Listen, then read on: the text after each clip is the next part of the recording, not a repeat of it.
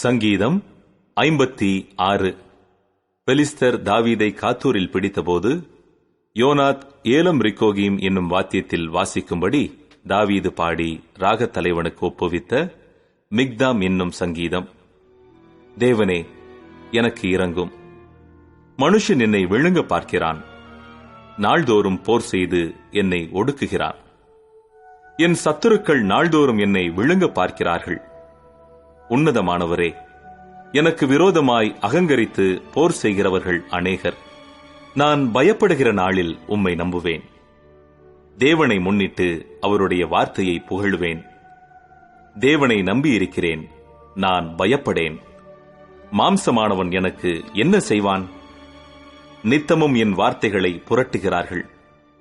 எனக்கு தீங்கு செய்வதே அவர்கள் முழு எண்ணமாயிருக்கிறது. அவர்கள் ஏகமாய் கூடி பதிவிருக்கிறார்கள். என் பிராணனை வாங்க விரும்பி என் காலடிகளை தொடர்ந்து வருகிறார்கள். அவர்கள் தங்கள் அக்கிரமத்தினால் தப்புவார்களோ? தேவனே, கோபம் கொண்டு ஜனங்களை கீழே தள்ளும். என் அலைச்சல்களை தேவரீர் எண்ணியிருக்கிறீர். என் கண்ணீரை உம்முடைய துருத்தியில் வையும். அவைகள் உம்முடைய கணக்கில் அல்லவோ இருக்கிறது.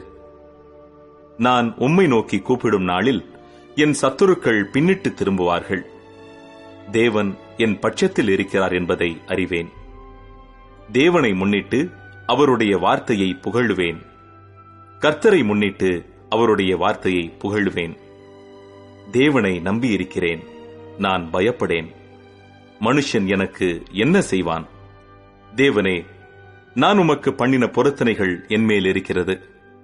உமக்கு ஸ்தோத்திரங்களை செலுத்துவேன்.